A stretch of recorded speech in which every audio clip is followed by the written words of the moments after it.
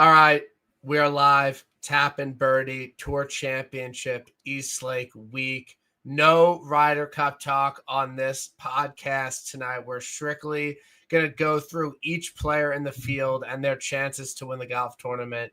I'm talking 10 minutes on Jacob Bridgman. I'm talking 5 minutes on Sanjay M.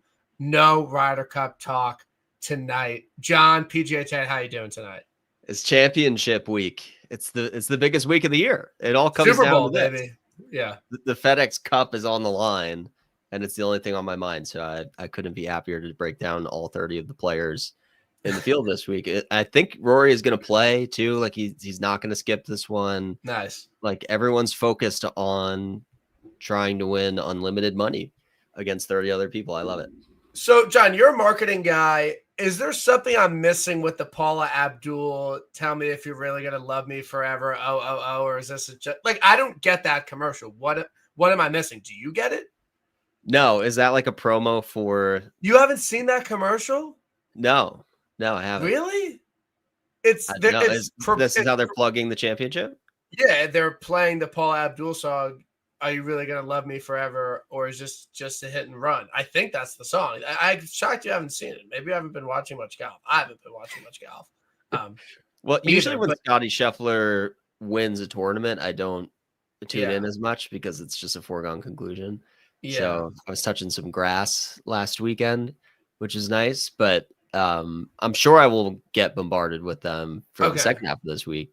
Okay. But no, it would not have been my first choice. What would be your? I mean, it should be like some Atlanta music. It should be. Yeah, like I don't even because I like the Edge of 17 for Sawgrass. Like I'm good on that. Like think that's a good song choice. I'm not sure I understand the Paul Abdul song there, but it's okay. You're a marketing guy. I mean, you're basically Don Draper. You are the marketing guy. So let me know your thoughts and we could talk some brand strategy once we get down to it. Yeah. Actually on that topic, I've been thinking TIB kind of needs an intro song. Well, we had one and then it got copyrighted. No, we had one early in the year and we got copyrighted. Really? And it was one of those free copyright songs. Oh, but no, you got to just buy the rights to something. Okay. You got to go all in because it's a cold open. And I feel like at a certain point, we got to really get the people going. We got to strum it up a little bit. So maybe 2026. Yeah. We'll see how many outright CIB is around in 26. You put your fall swing winnings towards the copyright rights to an intro song. Dude, I might take a break in the fall, man. Can't. It's such consequential golf. These guys are fighting for their lives to get inside the top 100, and you're not going to be tuned in on that action. I think almost definitely I'm going to take off for the Fortinet. Like I think Tour Champ, Light, and then Fortinet. Everyone's playing. Like I don't think anyone's going to win at solid odds for the Fortinet. The whole Ryder Cup team's going to be there. I think that's a solid break for me. Like half bet the Tour Championship and take off the Fortinet and go into the right. Like I feel like I can do that because we're trying to save some money. And I don't know, where you stand on this, but I've yet to hit an outright this year. We have yet to hit an outright in the 2025 regular season, which is honestly hilarious. It's truly something I never thought would happen. And I don't really know if I have anyone to blame but myself. Do you think I should just bet Scottie plus 150 this week? Would that count? This is fade God behavior. Yeah. Yeah. I mean, you might have to do the community a favor. Plus 150 is so ridiculous. I was thinking about betting Scottie wire to wire last week because I was like, I just that would have been a bad beat. Yeah, it would have. And he was like 9-1 wire to wire. I was like, you gotta be kidding. This guy's impossible to bet. I mean, I don't know. Maybe you just bet some each ways out around Scottie or something, but you can't go the full season with nothing. So maybe you just bet half the board. And honestly, the thing about it is that I can't even be like couple swings here and there. Like I've had a couple like second, third places, but I've really only had like 3 or 4 where I'm like, this guy's like in contention to win. So it's not even a matter of like just bad beats. Like it's just been a bad season. I think a lot of the winners, especially lately, I didn't even consider remotely. And that's going to happen. I mean, that's just going to happen. Luckily, I haven't really received a lot of hate about it. Like I've gained, not that I care about it, like I've gained a lot of followers. Like people still like to follow me and everything, but it's humbling. It's a humbling experience to go a full year without hitting it out, right? And I'm going to assume it's going to continue this week. Now it makes a little bit more sense why you might want to take the fall off, but I do think the fall tends to be like pretty good betting time because the numbers aren't sharp. Nobody's really betting it down. No one's really paying that much attention. And it's such a weak field that there really are only, it's like opposite fields, like 5. And there's no Scottie.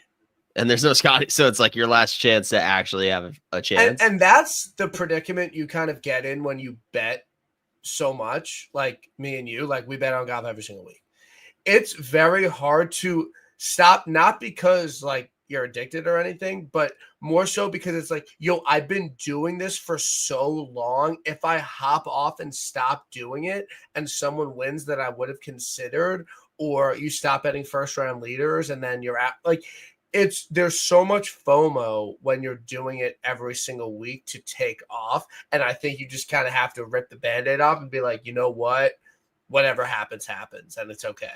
100%. Yeah. The only week I've not bet since COVID is the week I went away for my honeymoon and Colin Morikawa won the Zozo. And I was like, of course Colin won. Like that's a Colin course. I would have been on Colin. Last man off a card. Yeah. It's like Vic Lab. Like I'm counting it because it's Colin at Zozo. Like I've been there. I would have been there. So that's the other spin on it is like mentally, it's like I would have gotten that one, even if I don't have the money to prove it. Like that's a win for me.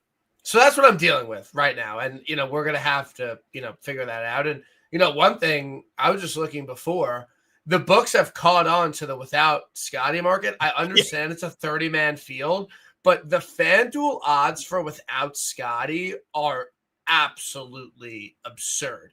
Can you take a quick gander and let me know your thoughts? Because it's absolutely insane. DraftKings, I mean, way better. What do you think Russ Henley is without Scottie this week on FanDuel? I'm going to say 14.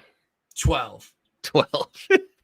JJ Spawn is 16-1 without Scottie this week. Tommy Fleetwood's 9-1. Like, Ludd's 11-1 without Scottie.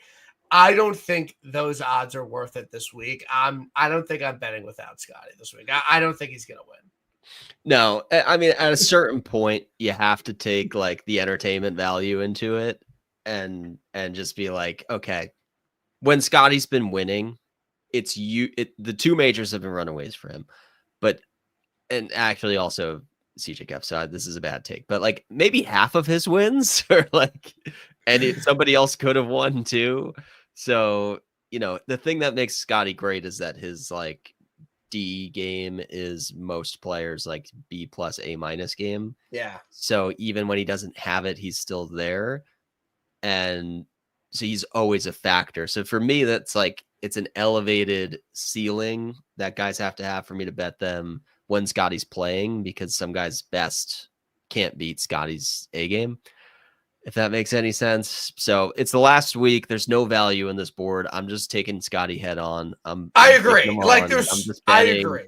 And I'm just going to bet a bunch of guys like 30-1 and hopefully somebody. I know you hit Colin in the shadow market here last year. One of the most famous hits Great of all memory. time. People forget. Did Scottie come in second in that market? Scottie came in third. Okay, but like Scottie had a massive starting edge last year, and he still contended in the without Scottie, without starting strokes market here last year. Yeah, it was Colin Sahith, and Sahith called that like 2-stroke penalty on himself, and he would have won if he didn't. And then it was Scottie third. You tweeted a great tweet yesterday. That was like, every time Scottie plays a tournament 3 times, he wins it, or he finishes top 3. And when I read that, I was like, yeah, but Eastlake it's not like that. And I look back and he finished 2nd in the Shadow in 2020 and 3rd in the Shadow last year. So it's like, even though he hasn't won it outright, he's still also in the mix. And I consider Eastlake to be one of the places that he plays the worst. Yeah. And I can't even say that because I look back and it's like, no, he's also no, good. Because like 2023 Scottie, he kind of was like the same event merchant. Like he won the Players back-to-back, he won Waste back-to-back. He like kind of had his spots. And then last year, he really expanded his horizon and shows that he could win at any course. Like I think winning Harbor Town was extremely impressive. Memorial, I mean, that's a spot. I mean, he's always going to be a menace there. Like winning Travelers, okay, like dude, like that's really impressive stuff. Winning the Olympics, it's like okay. And then this year, wins CJ, which he never won before. Wins the PGA, which he never won before, wins the Open that he's never won before, wins the BMW that he's never won before. Like he is so far removed from only playing well in February through April. It's truly just unbelievable. He's only not won 6 events that he has played regularly. Like I would love to compare. I don't think anything is even remotely like that on the PGA Tour, what he's doing. It's just crazy. Yeah, no, you just like kind of run out of words to describe how great he is. And it's like, it's getting better. Like Rick Gavin's been tweeting, like he continues to get better year over year too. You look at all of his stats, they keep getting better. The putting is like super sustainable. Like he doesn't even have that, like that week where he looks lost with the putter. Like even his worst weeks are still like normal PGA Tour bad weeks. He had a couple sloppy, like he missed a 3-footer on Sunday, and it was like, ooh, Scottie looking human. And then he chips in right after it. So he just like can't allow himself to lose strokes. He just finds ways to find the strokes back no matter what. And I would also say, like, you know, hating on Scottie because he's boring is a thing for me. And then he's actually like piling up a lot of signature moments now too, which is cool. Like he's got a lot of cool chip-ins and consequential moments all of a sudden. And I also think his pressers are like pretty like fun and interesting. Like I think, and honestly, I watch him on YouTube. Like they get a lot of views. Like people want to know what he has to say, and people are like, dude, like I think he is kind of going away from this boring narrative a little bit. I really do think that he is entertaining a lot of different people. And I think we're at the point now where he's chasing 20 PGA Tour wins versus 5, that it's like, yo, this guy is freaking incredible. And it's just really unbelievable because he has, I would say on the PGA Tour, the best mix of distance and accuracy off the tee. I think that's pretty fair. Like he's the best total driver in the world, I would say. Definitely the best iron player in the world. His chipping is really, really good, even though he barely ever needs it. Like when he has it just in his back pocket, it's like, dude, like I literally have like a top 5 short game in the entire world. And the putter's been great. So I don't really know what there is to do or say. It's kind of like sayonara until Kapalua, which he's not winning. No chance. I mean, he's never won outside the 48 continental states. You cross him off at Kapalua. Yeah. Well, and also like best cameo in Happy Gilmore too. So correct. Yeah, that was funny. Like, you can't even call him a robot because he like leaned into the bit there too. So he's winning me over. He makes bad. He's like Daniel Day-Lewis, basically. Yeah. It's just if he does anything, he's great at it. So I don't know. I guess it's good. I guess it's good for golf that he's great, and we get the next Tiger, and the generation gets to see greatness. I wish that he was a little bit more like. I wish he got the crowd as excited as Tiger did. Yeah, that's the only thing I would say. Like he's very much like put his head down and get the job done, and Tiger would like play up the theatrics a little bit more and get the crowds going and bring masses to follow him. Yeah. Scottie's not there yet. I don't know if he can ever get there because it's just not the way he's wired. And that's the thing that's just unfair to Scottie. Like anytime you can only be compared to Tiger, it's not fair. So, you just got to appreciate greatness. Hopefully he plays this well at the Ryder Cup. Dude, what I will say is that 2023 Scottie was not this Scottie. Like when he played in Rome, he was not this Scottie. He just was not. He didn't fix the putter. He wasn't a mallet. So, I mean, he was all right in Canada. He was all right. I mean, he wasn't like unbelievable in Montreal. I mean, he lost a deck in Sunday singles, I think. So that's kind of where if he sucks at Bethpage, I would be really upset. But whatever. It's okay. We're not talking about it. So I strike one to you for bringing that up. That's really upsetting. You would do that. Do you think he finishes with a better career than Rory? Yeah. I mean, I think you have to say yeah. Does he complete the career Grand Slam? Yes. Absolutely. Does he finish with a better career than Phil Mickelson? Yeah, probably. Okay. Yeah. The only thing I could see stopping this trajectory that Scottie's on is an injury where he's no longer able to like flop all over himself on his feet, and he like actually hurts his legs and his footwork, like a Tiger situation where he has to reinvent the swing. That would set him back from this trajectory. Or he literally just one day says, I don't want to golf anymore. I've won so much. I have too much money. I just want to. I have too much money. Like I literally have too much money.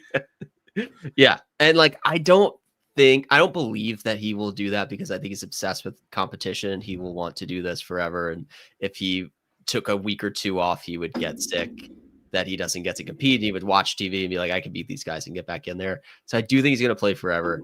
And yeah, like it's like a little bit prisoner of the moment, but he's literally doing things over the last 3 years that only Tiger has done. So he's on pace to be the best player since Tiger. I think he should have a better career than everybody between Tiger and now. He should be the best of them.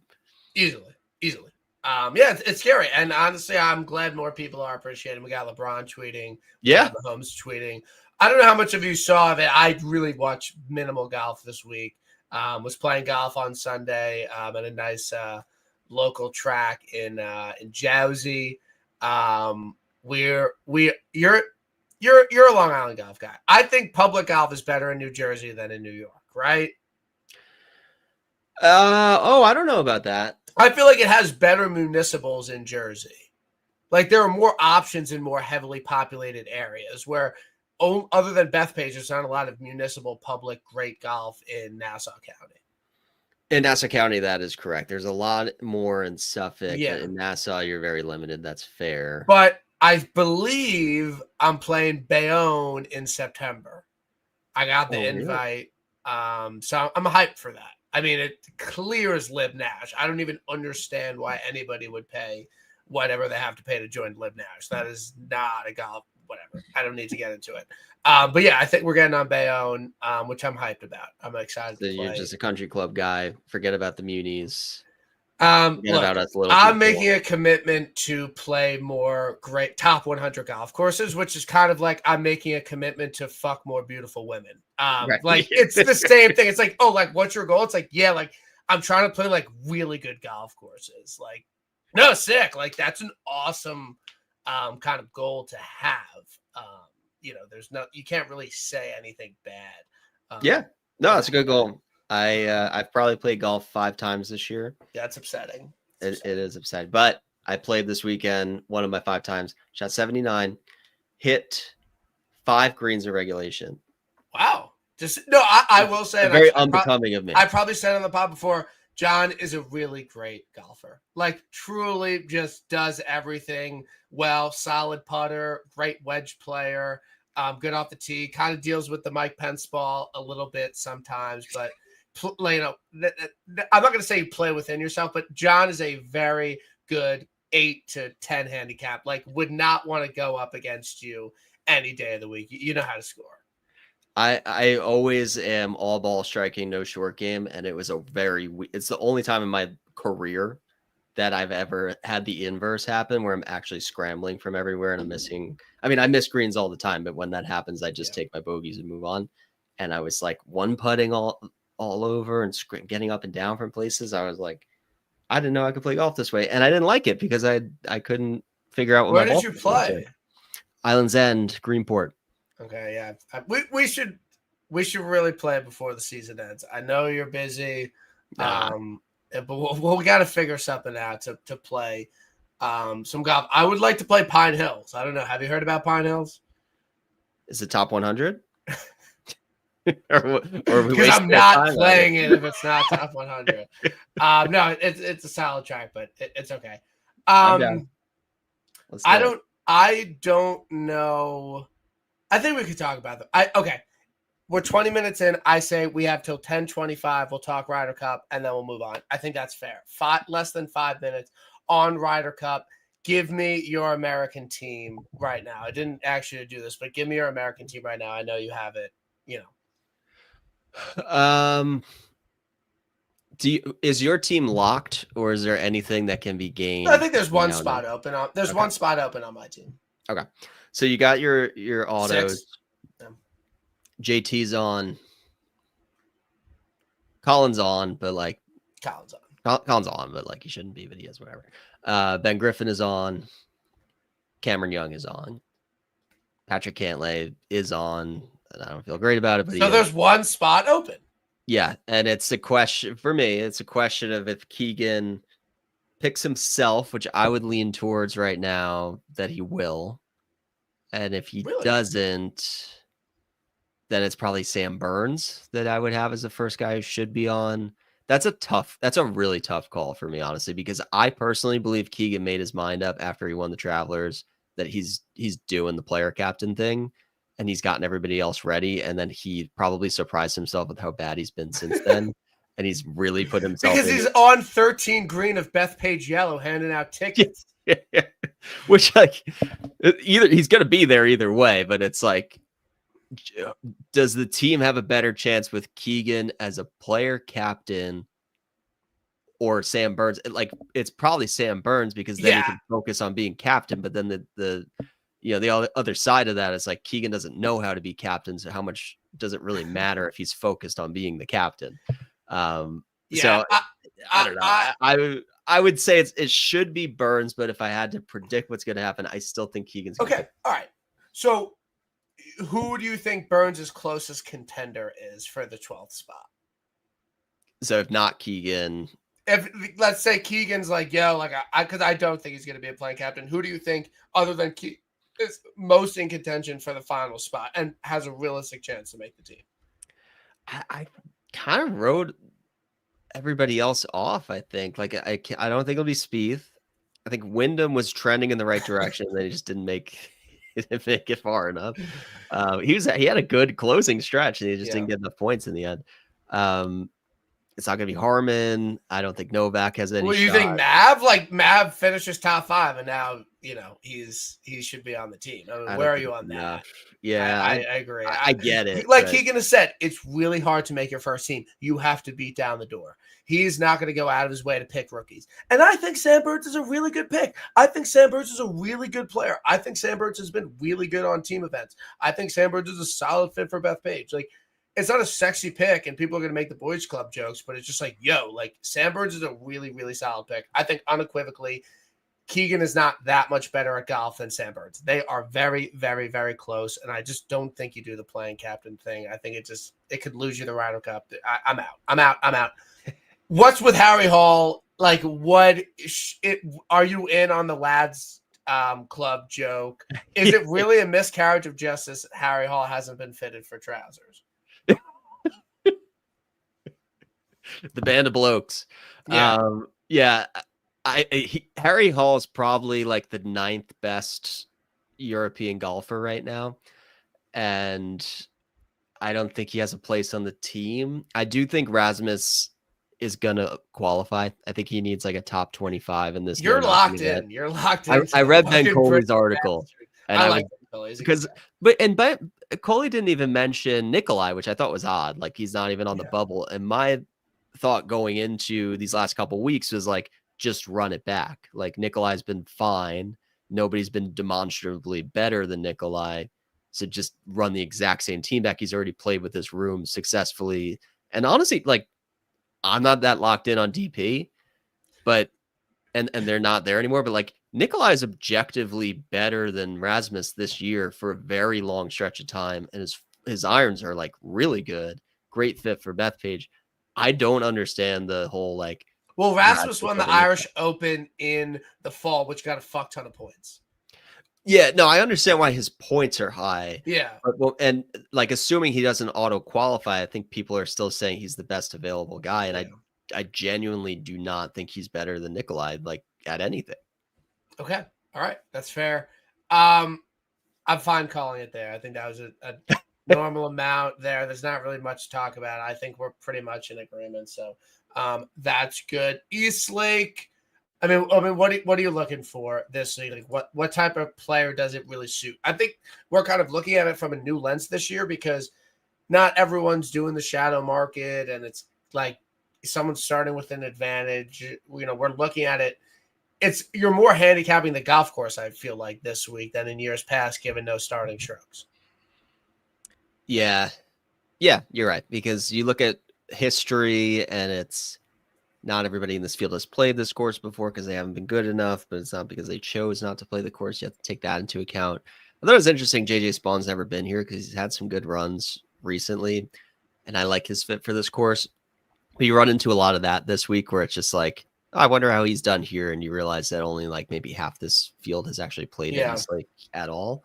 They did the entire restoration last year. That was the first year seeing it play new. I don't think it played demonstrably different. It was firmer, which we've seen with a lot of the new restorations. Caves Valley last week was very similar to that, where they just redid the greens and they weren't as receptive as they used to be. That shouldn't really be an issue, a year later. And it's, par 70, Bermuda throughout, long-ish. Obviously more on the long side than not. Distance definitely an advantage. Need total driving. Rough's pretty brutal here. So last year I landed on Colin because I just wanted good total driving, hit a driver, keep it in the fairway, good approach, long iron proximity, trending a little bit on Bermuda. And I think that's still the play here. I think it's good total driving on pretty difficult-ish courses. I actually think the majors this year line up really well as comps. So not Scottie. Yeah. I mean, like Quail is a great comp. Yeah, a shorter version of Quail, and Oakmont, I think, is a good comp because this is a lot of similar yardage, par 70, and driving accuracy is important. So I like Spawn for that reason. Yeah, it obviously Scottie is positioned very well. Bit aside, do you think he's going to win this week? Do you think he's beatable this week? He's definitely beatable. It's interesting, though, in a field of 70, he feels less beatable because you just need like an outlier performance from some random guy. Like if you throw 100 guys out there, somebody's going to have the week of their lives and catch Scottie. But with 30, it's like the odds against, like, we're taking Scottie out of the without market in full fields when there's like 150 guys and you're like, I don't trust 150 versus him. Now it's 29 versus Scottie. And it feels a lot less confident, but I'm still going to do it because it's 30 people and you take one player out. You could bet like one or two guys, and I don't want to do that. Yeah. So I'm just for better. I'm with you. Fuck it. We'll take it on last week of the season. He hasn't won back-to-back this year. I don't have anything. He hasn't won back-to-back this year. I don't know what else you want from me. I have nothing else to say about the guy. I think Rory's focused on Bethpage like we are. He's had magical runs here, but this year just feels different with Rory. Like 2022 Rory is very different than 2025 Rory. I feel pretty comfortable fading him. Tommy at 14 is like kind of funny. I mean, it's just a funny number. I genuinely don't think he has any chance to win this golf tournament. No. I feel pretty good about that. Where are you at on Ludd? Is he serious or not? I've been thinking about Ludd. I like him a lot this week. I think it's a perfect course fit for him. What did you do here last year? Once I'm right here. It's like it's a pretty short number for him, but I wrote about this a little bit in the preview. Like all of the PGA Tour stars besides Scottie have been disappointing this year. I mean, and besides Rory too. But like JT, Cantlay, Morikawa, even Hideki, Victor for most of the season, Burns, Cantlay, all these guys are having down years, which makes Scottie look even more dominant than he already is.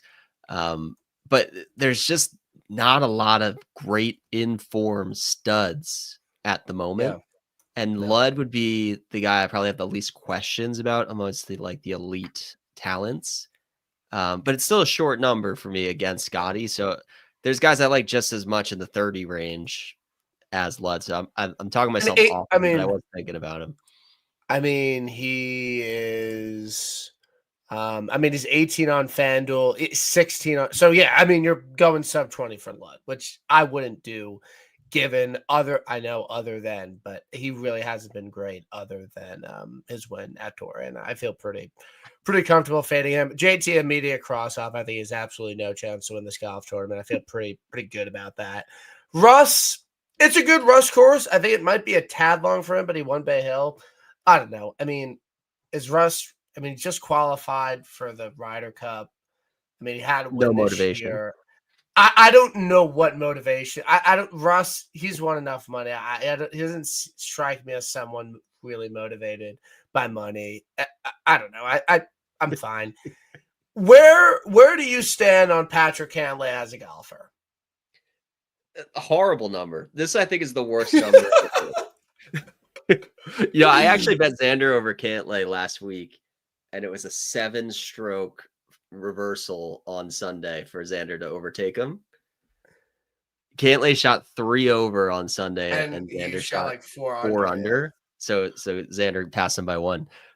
He's bad. Like, he's not playing well. He's never putted worse. The putter doesn't look like it's getting any better, and he's never really been that good on Bermuda anyway when he is putting well. I hate him here. I don't think he deserves to be on the Ryder Cup team. He will get there just because, again, I think a lot of decisions were made a few months ago, and we just have to deal with it. He's not playing well. And I like everybody. I like JJ Spawn much more than I like Patrick Cantlay here. I like Victor much more. Burns even has shown a pulse. Cam Young, I much prefer. Like, that's a horrible number. And I'm going right back to betting against. I'm finding a matchup against Patrick Cantlay. You know what? We probably needed that on TIB, given how much I've been talking up Cantlay. I respect your opinion, and I like genuinely. Yeah, he hasn't been great this year. I understand your point. It's okay. We can agree to disagree. I know Kyle will love that.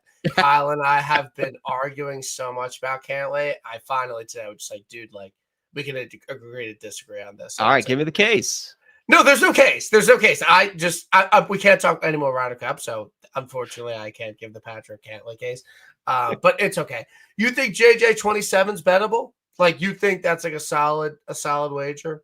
Yeah, I'm good with it. I mean, like, took Rory to a playoff. Yeah. Took Rose to a playoff and won the US Open. JJ Spawn, big game hunter. True. Like, and this is the biggest stage of them all. What?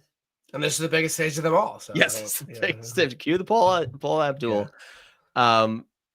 Big game hunter. I want him in all 4 morning, afternoon in the Ryder Cup. John! You don't leave JJ Spawn on the bench. Is that your best tweet of all time? Where does that rank for you? You don't leave Pavone at home. We're coming up on September 2025. There hasn't been enough Pavone talk this year. Yeah, he's fucking fell off a cliff. I mean, played in the final group of the U.S. Open last year. I think people forget that. Okay. Everyone close your ears. Who are you pairing Bryson with in alt shot? I actually think Keegan. Keegan's not going to play. Forget about it. Okay. Sure. Forget it. He could be on the team. I actually think he would be pretty good with Bryson. Someone that's actually going to be on the team. I think I actually said Spawn when I was having this conversation before, because I think the best pairing with Bryson is somebody who's super accurate. What about Colin? Yeah, I'm like kind of over Colin. Like I want to bury Colin too. Like get the minimum out of him, get the minimum out of Cantlay, throw him out one day in singles, and Cantlay should play leave it fine, away. but it's okay. I think I have to go. I think I have to go back. Has Sam Burns done anything here? I didn't fucking know. Has Sam Burns played well here ever? I think like once. I think he mixed once. I mean, it makes sense as a No, Sam I Burns like course. Sam Burns. I was on him Bermuda. last week. I'll Vic lap. T9 2 years ago is his best. The putter's been real. Okay. I think I have to bet him, and I think 30's palatable, and I'm okay about it. Again, I think he's had a solid year. Ryder Cup, fuck it. I mean, yeah, approach and putter was really good last week. He gained in accuracy and distance. He was pretty. Yeah, I'm betting Sam again. 30 is I'm out on Sam. Hovland, he won the without strokes market, and he was second, I believe. He started at -8 and won the without market. So it's kind of guys at the top have done it. I don't trust Hovland. I don't think he's really bettable. Are you going to bet him? I think it's a good number. I'm not sure if I'm going to bet it yet, but it's a good course fit. I think it's a good number. The approach play has been good. I don't see anything wrong with it, to be honest. I'm okay with it. Yeah, I just don't. He was 2-7 last week. Approach was good. Putter's been meh. I don't know. I don't feel strongly about it. Colin's dead.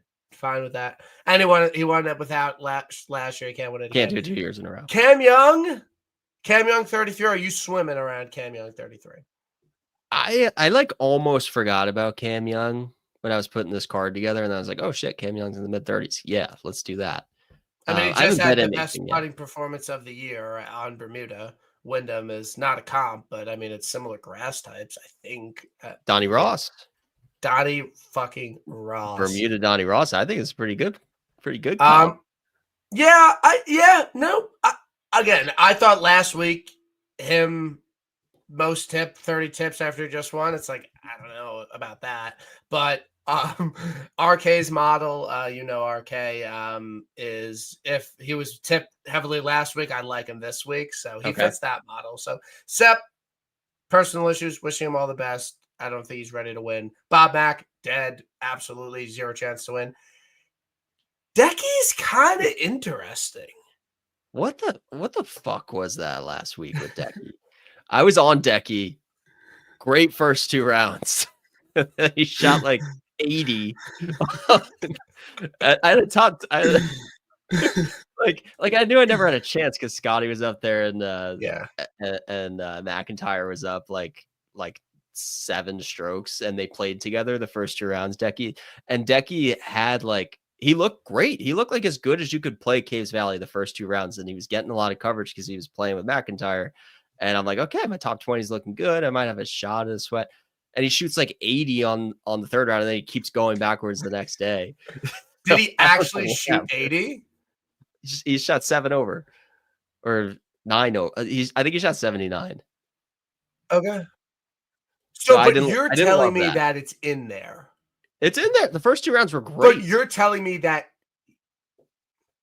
I might bet him. I might do it 40-1. I'm betting Ben Griffin. He's your guy this week, right? Yeah. Yeah. I feel good about Ben. Bermuda guy. Difficult conditions. I think he's officially now of difficult conditions. Okay. I think I'm betting Ben 40. I feel pretty good about that. Great number. Why Mav, I think last week. I agree. I think that his number stands out. The books know he's dead. Unfortunately, it's fine. Mav, his week was last week. Mav, he blew his gasket last week. I don't think he's going to win. Keegan, Jimmy Hoffa, 1986. Keegan is zero chance to win this golf tournament. I feel pretty good about that. Connors, no. What about some flop leg on Harrying or every qualifier dead? I really like the no motivation narrative when there's like $20 million at stake, but he's on the Ryder Cup team. It's one of my favorite bets. Yeah, I don't know. It doesn't jump out to me this week. I don't know what it is. Like, he is a Bermuda guy. He played well in the Florida swing. Makes all the sense in the world. It's not a bad number, but I'm probably just not going to bet it. Okay. Harry Hall. He'll probably finish T11. I don't think he has any chance to win this golf tournament. I don't think it's a good course. The most motivated man in this field, though. True. That is. If he wins, is he on the Ryder Cup team? I think Luke would be like, "Fuck, I have to." Like, I don't think you could leave Harry Hall at home. I just, again, quick Ryder Cup. I hate how the Europeans get no slack whatsoever. No one ever doubts anything the Europeans ever do in the Ryder Cup. Like, sure. Shane Lowry, Ludd, other guys like not playing that great. It's like no one ever brings it up, and like one person on the American team plays like shit, and it's just like, yo, like what's going on? Like they're doomed. So that really annoys me. Akshay, I think maybe. I think he just got engaged. He's dead. He's dead. Justin Rose, definitely dead. Justin Rose has no chance to win this golf tournament. I feel pretty good about that. Lowry, 70 numbers play, or he can't win? I mean, it's a good number. It's a good number. I'm not against it. I think that if it was the old format, I would probably be in because he wouldn't actually have to win. But him needing to win, I'm out.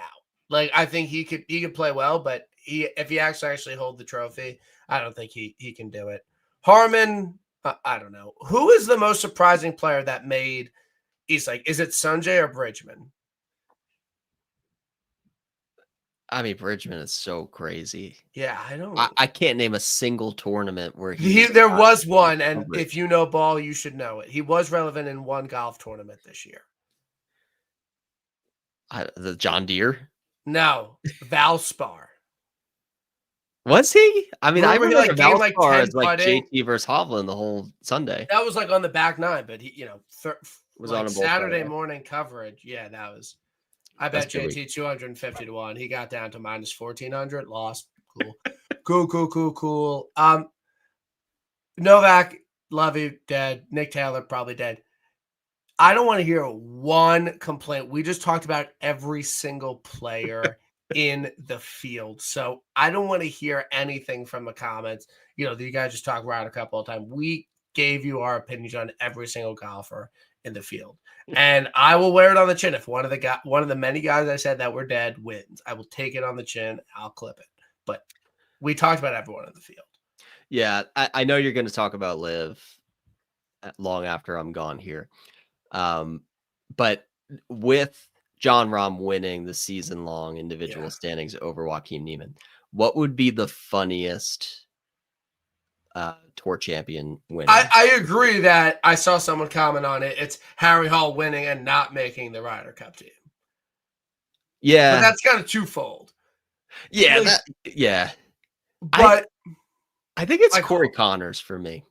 Like, if we look back on this year and it was Corey Connors who won the tour championship. Yeah. I don't know how he got in. Like, he's been hurt for. Yeah. He had some good results. I think played well with the players. I think I just made that up. Where do you stand on like the playoffs? I thought the staggered strokes were more fair.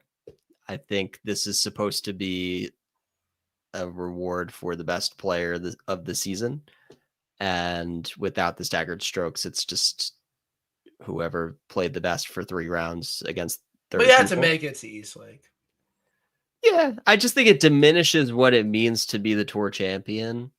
Like, it just means that you won the last event of the year and nobody cares. But yeah, but was Tiger the best player in 2018? Like, no.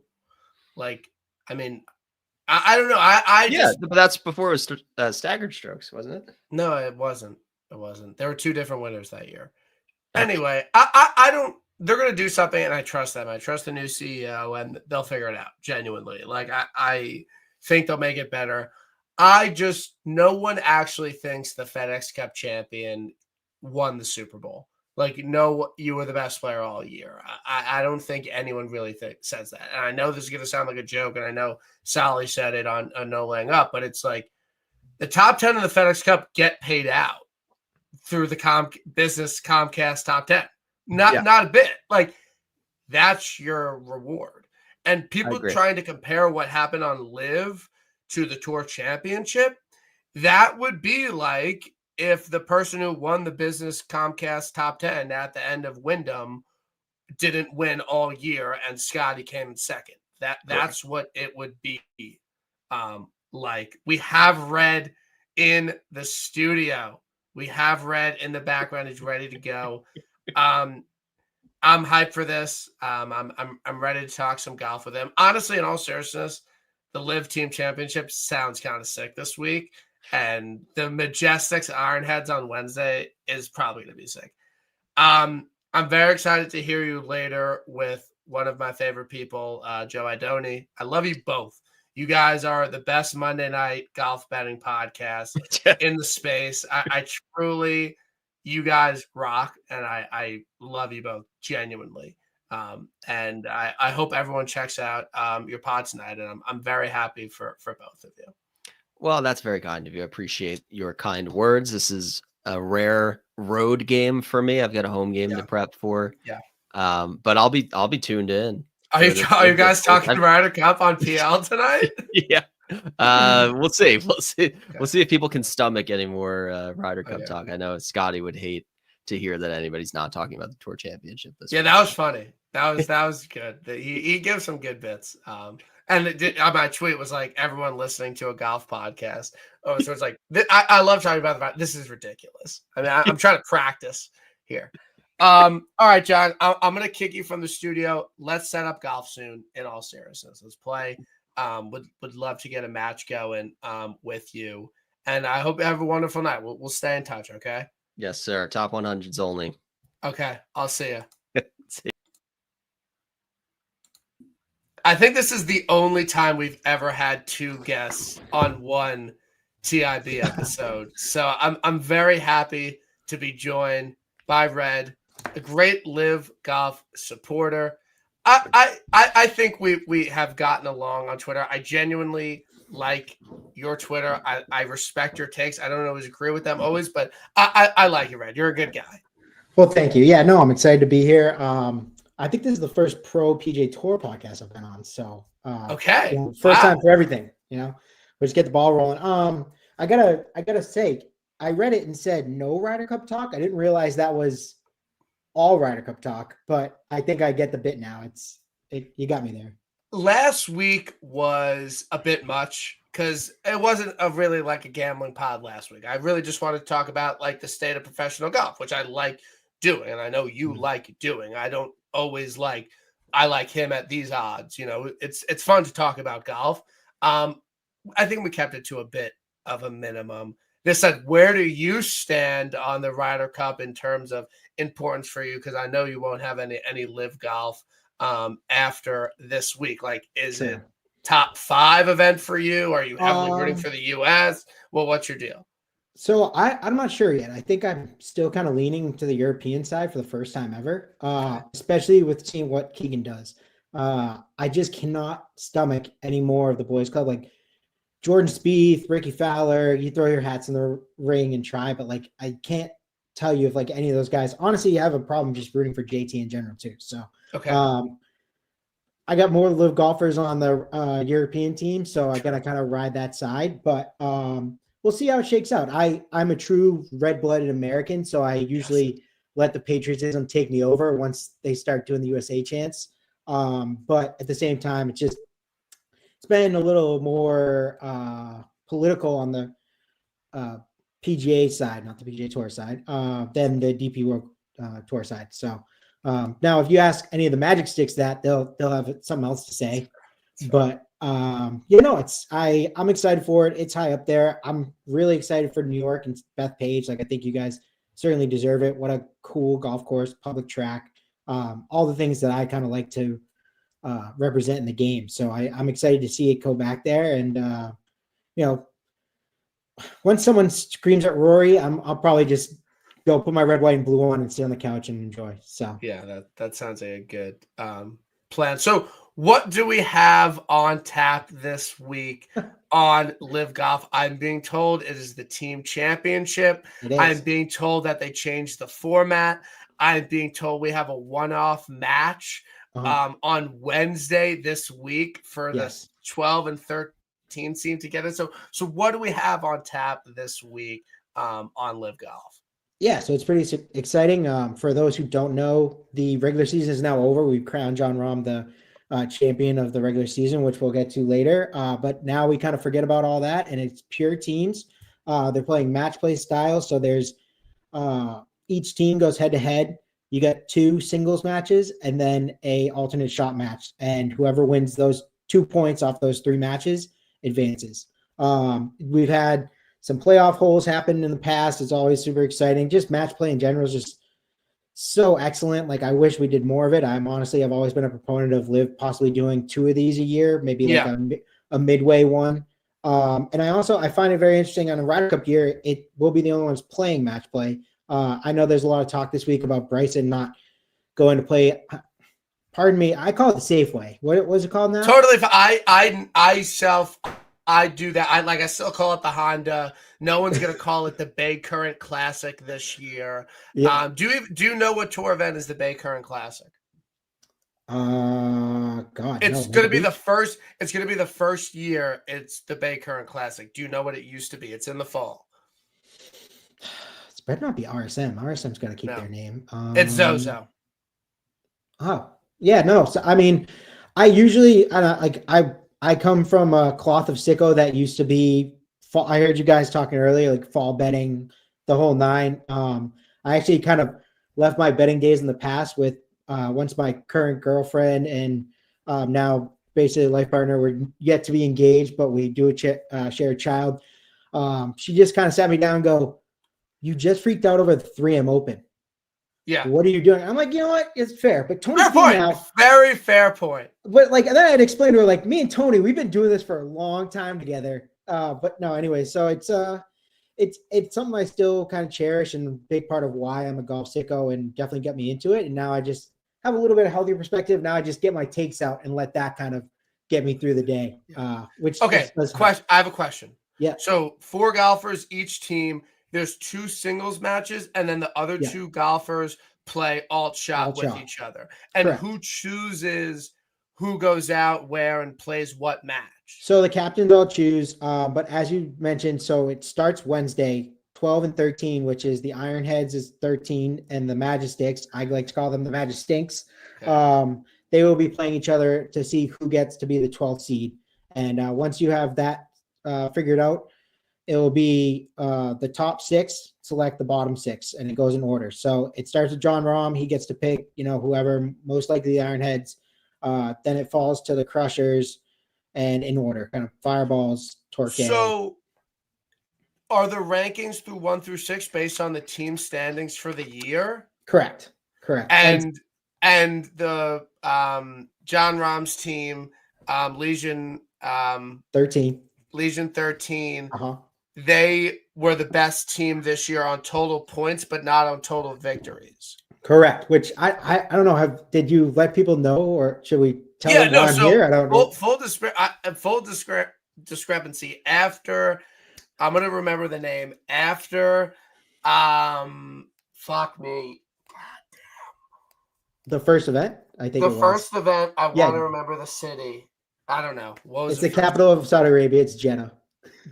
Live Jeddah. At that time, McKibben was playing well, and Surratt was playing solid. And I was like, this team is way better than any other team. They're going to wipe them. And I made a bet with Red that they would win 6 times, which was a bad line, but he had plus money. It was fine. And they won 4 times, correct? Correct. And Torquay won 5 times. No, Torquay has won 3, I believe. But okay. So Legion won 4. They had 3 seconds. So you were always kind of in the hunt, and I got to kind of compliment you for a long time. I was just always hedging my bet and choosing them in fantasy which always kind of came up my side because I would still, if they won, I won a little bit, so on and so forth. But yeah, no, they had a hell of a year. They never finished outside the sixth. So like, I mean, they shouldn't. They shouldn't. They have a really good team. Yeah, part of the reason, obviously, John and what he did all season, and then you got the other pieces like you mentioned, and Terrell is actually one of the not the best as far as the standings go for that team. Tom and Caleb, I believe, both are beating him. So really, it might be Caleb might be below that, but yeah, Hatton has not had the best year this year on Live. It's pretty surprising. He's actually outside the safe zone. He's 26th. So you have Caleb underneath him, but yeah. Let's see, where's Tom? I think he's like 20. Tom's 20th. Yeah. So that's interesting to me because I think a lot of people, I think Hatton's stock has raised a bit contending in the US Open and the Open Championship this year. Like he had a good major season. And I think he's a fantastic player. I think he's really, really good. So I'm surprised he hasn't had maybe the best year that he would have expected on Live. So where are the Stingers? And so what is the top 1 through 6 ranking for the team? 1 through 6 is Legion, Crushers, Fireballs, Torquay, Aces, Ripper. And then we have Stinger, Smash, which is Brooks's team, Goats, that's Bubba's, High Flyers, 10, that's Phil. And then the Cleeks are 11th. So yeah, that's surprising to me that the Crushers are in second because I thought the Fireballs and Torquay both won multiple times this season. They did. So the Crushers, they rattled off 3 in a row, and the Fireballs, they rattled off 3 in a row. So both during those stands, that's where they kept kind of pushing Legion out of the way, and that's what saved me, honestly, with our bet. Okay. So besides that, I was going to owe you plus money on it. I bet that at the time, I was like, this could easily happen, but I think if I set the line and then also make it plus money, you'll respect it enough to take it. But as said it was over, I said, Red, I'll get what's your Venmo? I'll send it to you. I won't. You don't have to pay me if I could come on and talk Live. I'm like, that's a hell of a deal. Yeah, 100%. No. I didn't really want your money. I actually just thought it'd be a great way to kind of infuse you into the situation. And then we had talked prior, like you've had a few bets on Live. Have you ever tried to get back in, or just once Paul Casey screwed you left that? No, it was Adelaide. I had Ortiz and Answer, and Neiman shot like 8 under on Sunday. That was tough. That was a really tough thing to track. So, and Paul Casey at Hong Kong. I mean, I remember specifically because I was like, he's got it. Don't worry. Like he was right there at the time and just kind of folded at the end. Sergio gave me money. Yeah, Sergio played a really good final round that day. He kind of fell off a little bit. I mean, talk about Ryder Cup people. Like I was kind of waving the Sergio flag for a while. Now I cannot get behind that as much as I wanted to. But he really, like at the beginning of the season, I remember like going at Augusta being like, I literally picked him in one of my one and done leagues. I was like, he's gonna surprise everybody. Like just wait and see, and just absolutely tanked it. So, but I had a little insider info. I knew he had won the Creator Classic, and I thought that was just gonna kind of get him going. They call it the duels. The duels. The duels. Yeah, the duel. Even I knew that. Those have been interesting to me. I got into a little bit of a Twitter battle with Wes Bryant. I didn't go at him or anything. I'm looking if there are odds yet for Live. No, there's not. I was probably gonna say no, and that's one thing we really need. Like I've talked to them profusely, like really a couple times for the beginning when I started getting credentialed, most through last year, just kind of being like, you guys are missing a huge market, and you need to do whatever you can to kind of get on these books. I think that's coming. They're already getting this deal going with MGM.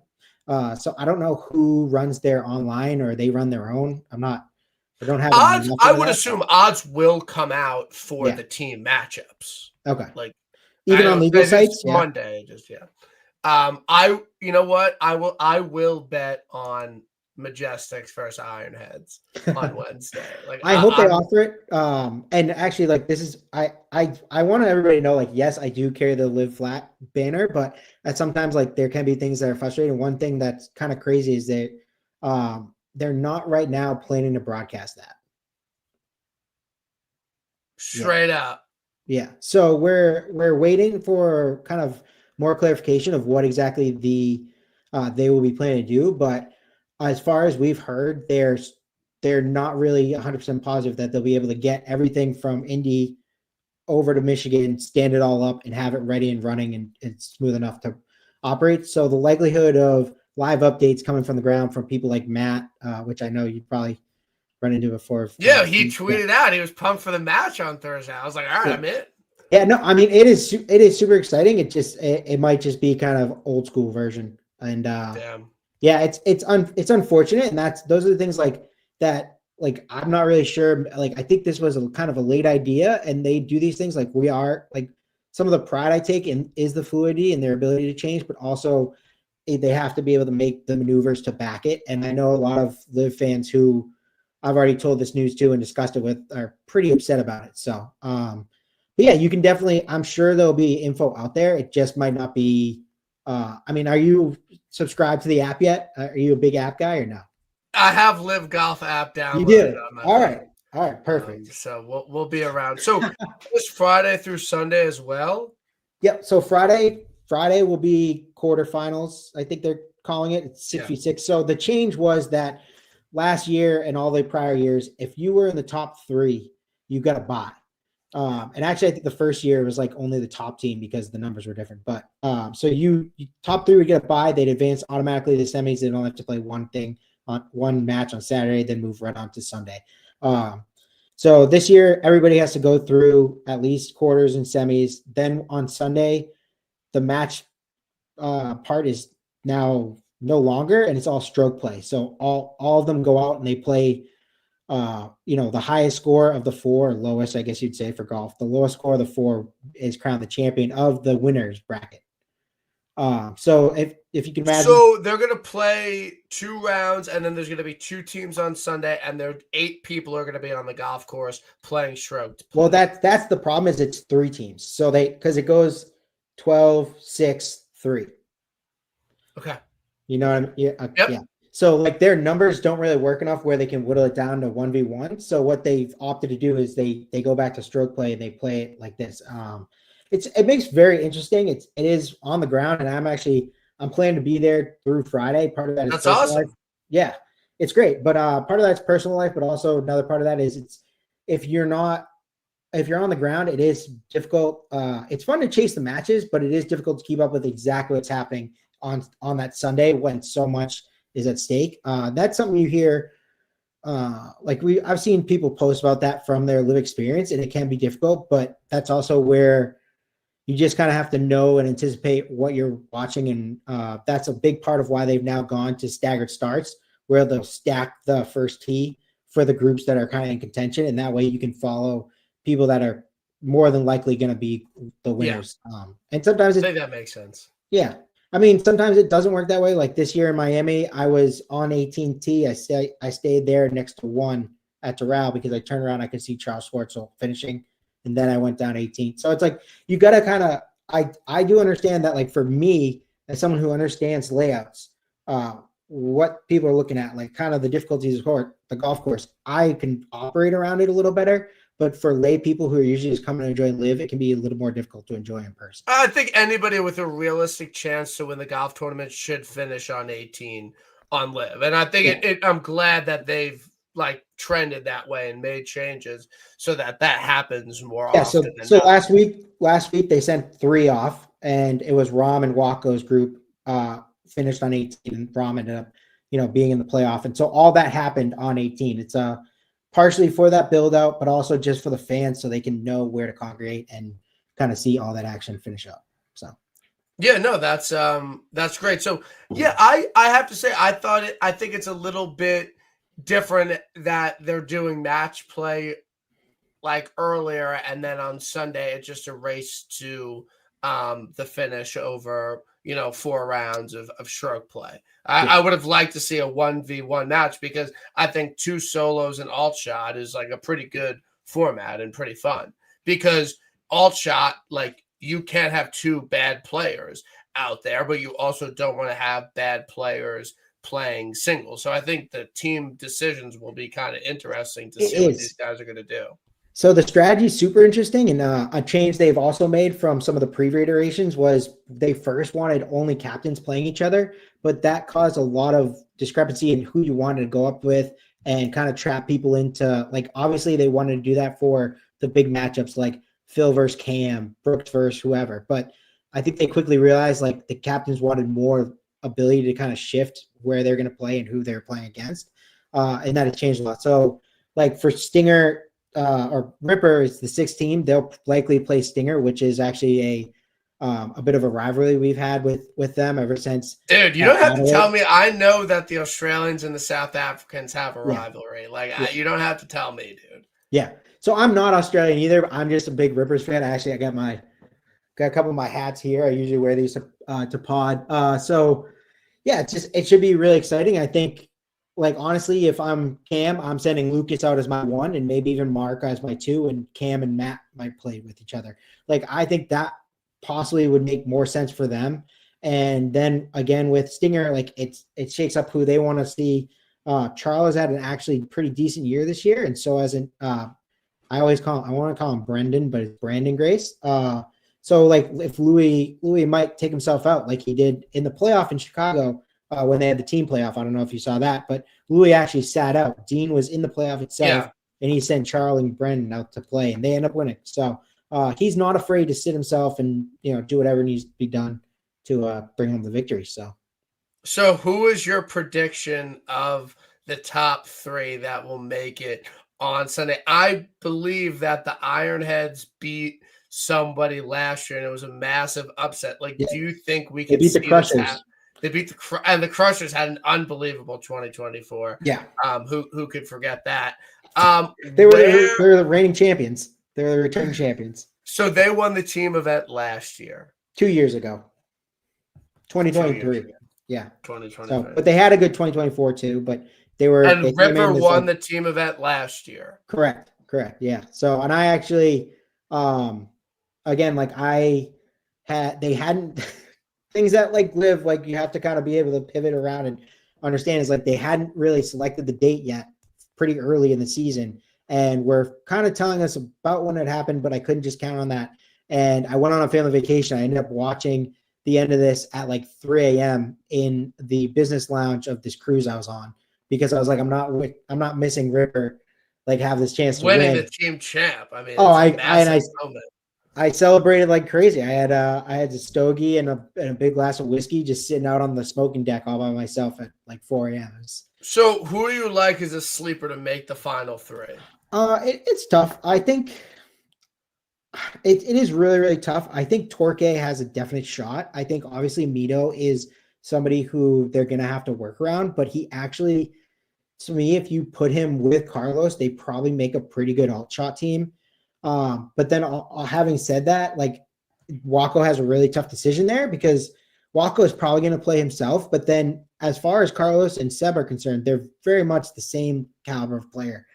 Seb did win, this last event. So I think you probably got to throw him out there by himself and then hope Carlos and his short game and his putting with Mito's length and kind of honestly scrambling for Mito because he's just, sometimes I get a little, I talk down at Mito. I think he actually put together a halfway decent run here at the end of the season. He just never pulled enough points out of it.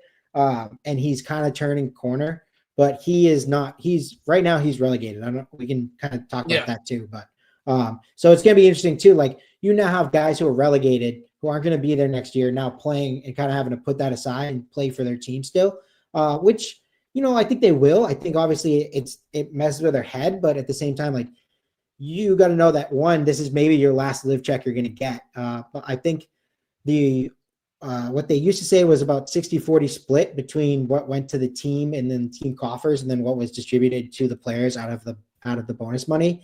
And I think that's probably still relative, but there is a little bit of, who knows what kind of goes on behind doors. But I still think if you're winning the championship, you can expect to make a little bit of money here, and Mito would want that. So, yeah, no, that will be interesting to see. I think the most interesting part would be these, worse golfers play alt shot. like straight up, like because we don't really see alt shot a lot. You see it in the Ryder Cup, and those are the best 24 players in the world. So I think that aspect of it will be pretty fun to watch, and I would definitely be more interested in that than the 1v1 matches that might come up. Yeah, so and almost every single one of those poor performing teams, there is one guy in there who is relegated. So the Five Flyers, they have Andy Ogletree. The Cleeks, they have Freddie Ketchup, like super weak point. Like he has not performed at all like I thought he was going to be. Did he get through the Asian series? No, so they picked him up just kind of fresh off the street. He had done so well in the Latin America tour that he was going to be a KFT player. And they thought with the winning, he basically got like the Battlefield promotion style from the Latin American tour. So they just must have thought, he has this kind of resume. Let's just get him. And that just he fit with the culture of the Cleeks. Yeah, exactly. Like I think there was a cultural thing in that too. Like the Cleeks have wanted to have this kind of European block type styling to them with Moronk and Keimer. Maybe not so much Blandy. It's a kind of more staunch Englishman, but still, like that's kind of where they're going at. And actually, a name you guys had mentioned earlier is someone I really want to see maybe fill that spot in Matthew Pavone. I would be down. Yeah, no beef with Pavone going to the Cleeks. Because I think that would be a pretty big move, though. He still has his PGA Tour card for next year because of the win, but I think also he's now on the outside looking in.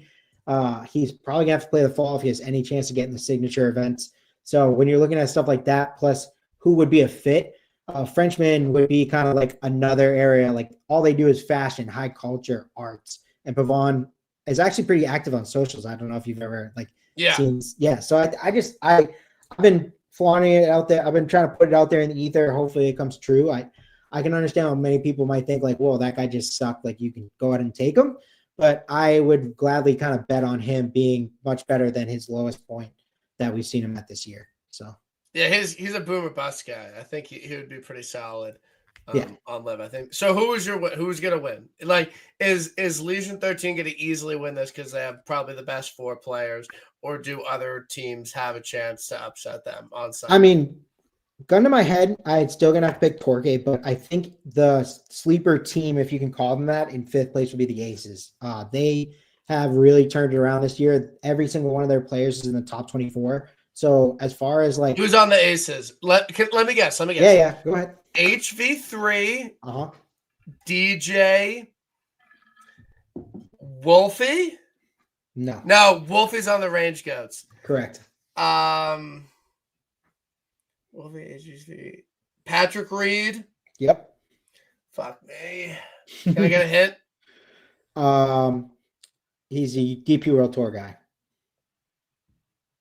Peters. Yes. Good job. Yeah. So Thomas has shown a lot of he had a pretty good week this week. That's a solid team. DJ's in form. I'm in. I'm fucking in. I'm in on him. I think that's a big part of it. Is DJ has definitely kind of started turning the corner. Although, and we can get to this whenever you want because that's kind of what I'm here to discuss. But DJ actually caused the calamity that is John Rahm winning.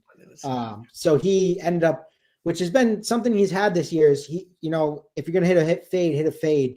He's prone to kind of just get one of those left balls going and he hit one OB and made a 6 on one of the easiest par 5s on the golf course. And that I thought it was a drivable par 4. No, it was the 13th hole. It was a par 5 and he ended up making 6. And had he made a 4 there, which probably should have because it was one of the easier holes on the week, that would have caused him, Rahm, and Seb all to be together. And if Rahm had lost and Seb had still won, Rahm would have got 27 points, and that alone would have caused the 3-point swing would have caused walkover. How close was it when it all was said and done? How many points? The difference was 2.48 points, so 2.5 points. So, do you want to talk any more team format? I don't need to have a whole debate. I would. I like the Aces. I think the Aces can make it to the final 3. I think the Aces are a good look. And it is maybe, and they might be up there. I just as far as Legion goes, like obviously there's someone who can be in contention. I just not the number one thing is obviously unfamiliarity with this golf course, but it is a shorter track. It's 6,900. So, and I think they're going to play it like between there and 7-1. So it's not like you need to be a bomber. It looks a little tight because there's a lot of holes that run parallel to each other. What par is it? 71. 71. Okay. Yeah. Someone said aces each way 3 places. That got me pretty good. Whoever the aces are playing in their first round matchup, I'm in, dude. I'm in. I'll bet. Yeah. I like aces. Honestly, they're gonna get not the best probably, but if it goes kind of in order, you can see them getting smashed. And honestly, it's just not been a great year for smash. Obviously, Taylor Gooch, he's actually had a little bit of a renaissance here in the late period, but he's also like just didn't really finish that well in Indy. I don't know where Brooks's mind is at, where his game Brooks has been a conundrum all season. He swears that he's doing like the work, but he switched up. He's no longer with Claude Harmon, which I think has caused a lot of questions in his swing and the changes he's making. And I just see it as like an issue like altogether. I mean, I know he's had little flashes like at the Open, the US Open.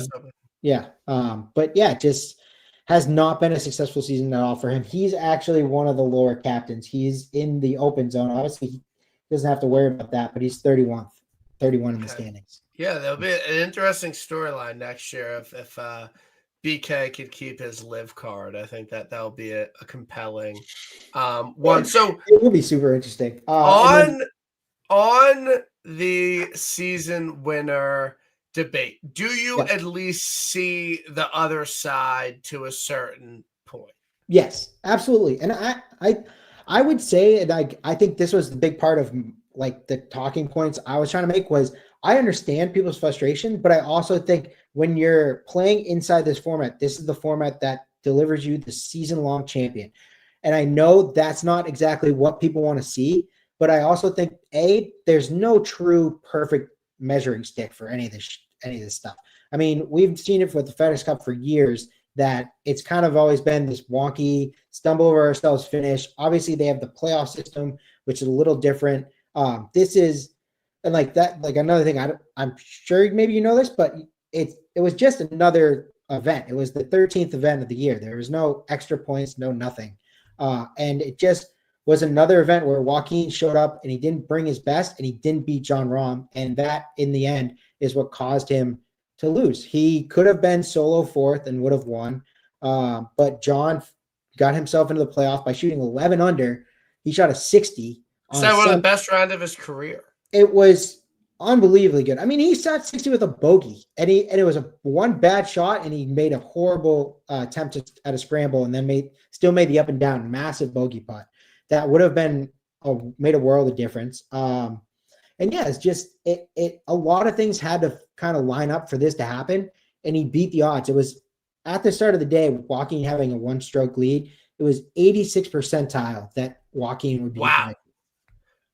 So like, again, like I think when you have a lot of the information that I have in your mind, and then you see Jon do this, you're like, I understand why people think Joaquin should have been crowned. And I know we can talk more about like the winner's points and things like that. But at the same time, Jon Rahm went out and stole that from Joaquin, just the way he did last year too. Granted, last year he won twice coming in. This year he went to 2 playoffs and lost, but that still gave him enough point differential to take it from Joaquin.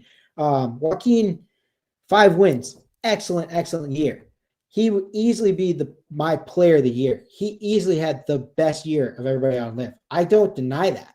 But what he didn't do is have the best season on LIV. I think he had the best season on LIV. Like, I really don't even think it's a debate.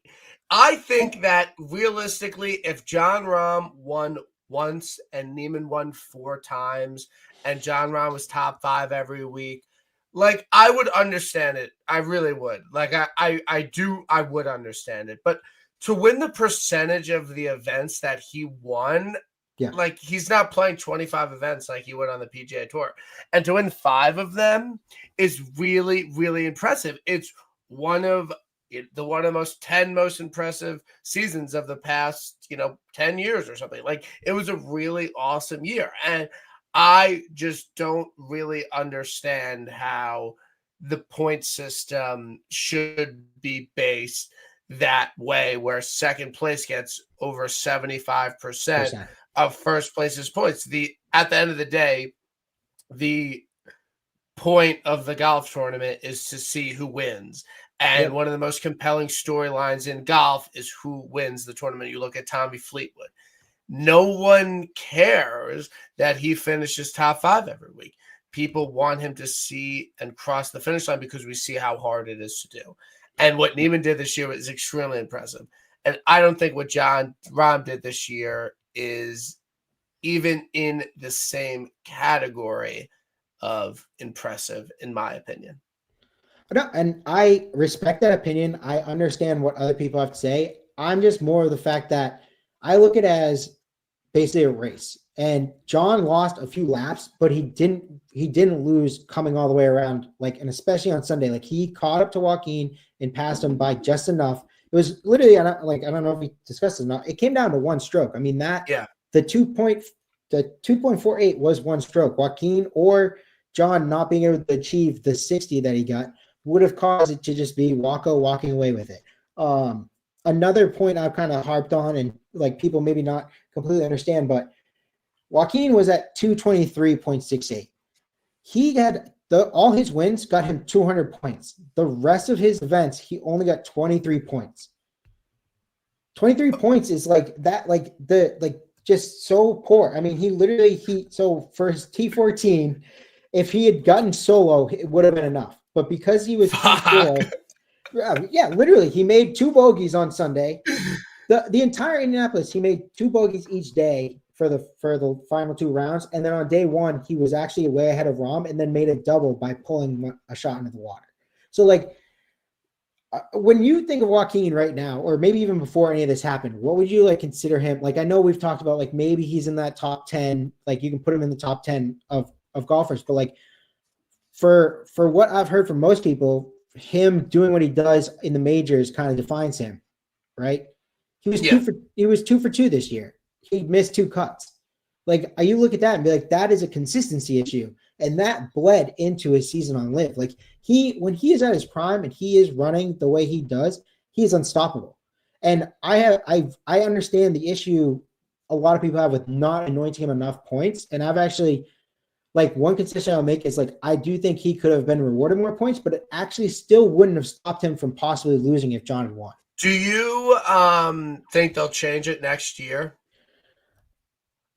From what I've heard, they're definitely talking about it. So, and that's I think it's appropriate to talk about it and to use this as a learning curve. But at the same time, my biggest thing is the continuity of what they've already got is they're just kind of putting that away. And I understand people kind of laugh at this idea, but the 3 years of history they're throwing away now, they start at year 0.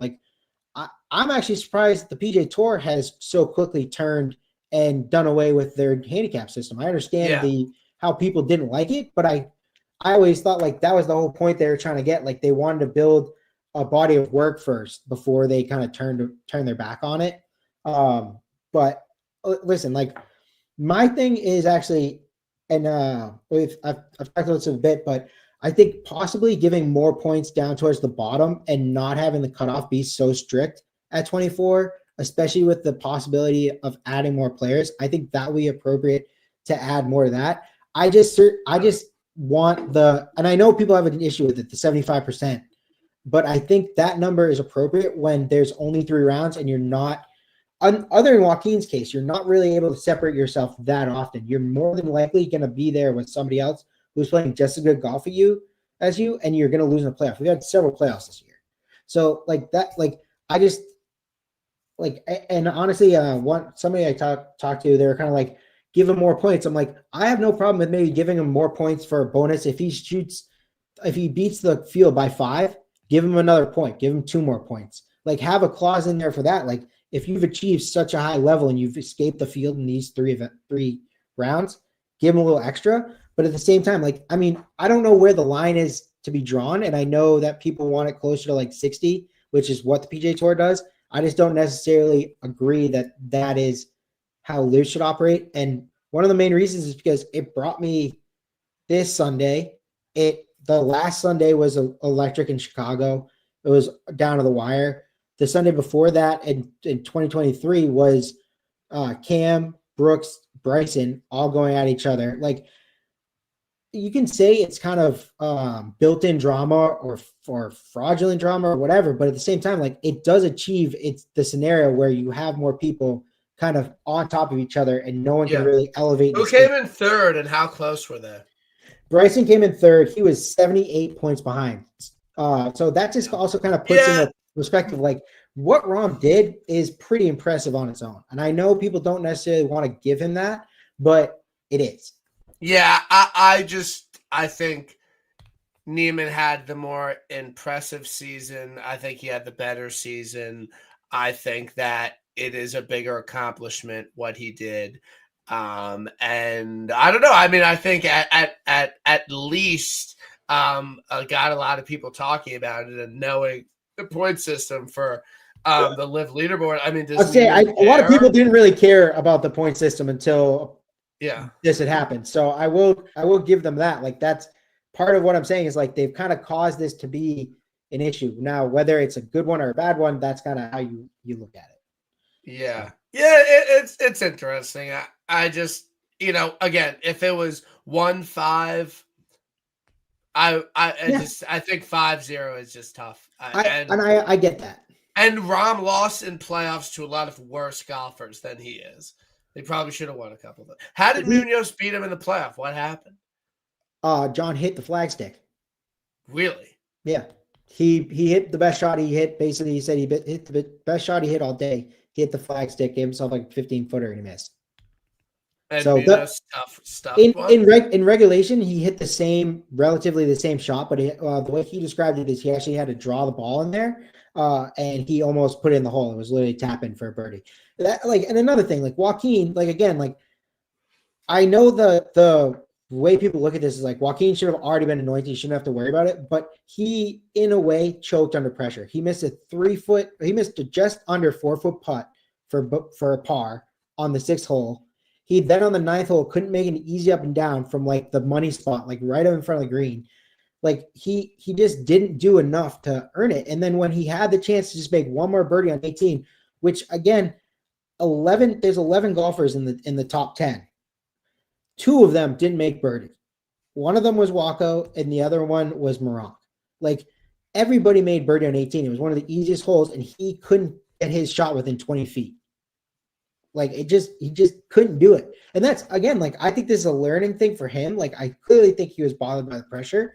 And, like, that to me is like, if you can't overcome that, then you're not the rightful winner. And John looked him in the eye. They played together on Sunday and said, "Oh, really? I'm about to kick your ass." Yeah, he shot. I can't believe I can't believe I was golfing instead of watching it. He shot 60 in front of Joaquin, made eagle on 13, and like after like just kind of left him in his dust. Wait. Oh no, it was DJ and Munoz tied. Yes. So they were in the second to last group. Yeah, I mean, that's crazy that Rahm shot 60 and was in a playoff. What did Munoz shoot on Sunday? Well, Munoz had already shot 59 to begin the week. I mean, we can talk about. I know that. I don't think this golf course was the best test. Vin liked it though. So he shot 6 under.